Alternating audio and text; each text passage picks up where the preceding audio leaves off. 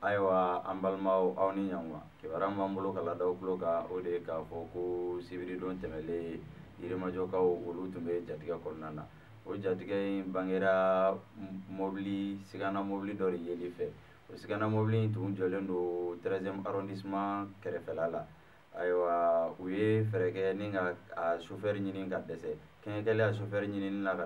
tuma min na u ma dɔwɛrɛ kɛ u ye brigade spéciale d'intervention o y'olu mɔgɔw wele olu fɛnɛ nana ni ka mobili in sɛgɛsɛgɛliw kɔfɛ u taara ye k'a fɔ ko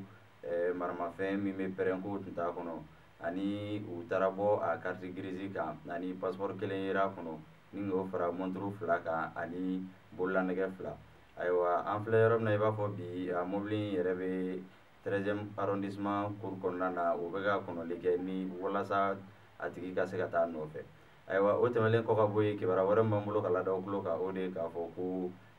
ni arabadon min bɛnalen nin ye ko kidali gouverneur ale bɛna taa a ka baara daminɛ kidali kɔnɔna na ka d'a kan hakilina jiginna depuis a ka nomination na a tun ma se ka taa kidali kɔnɔna na ni ka ban a fɔ k'a bɛ baara kɛ ayiwa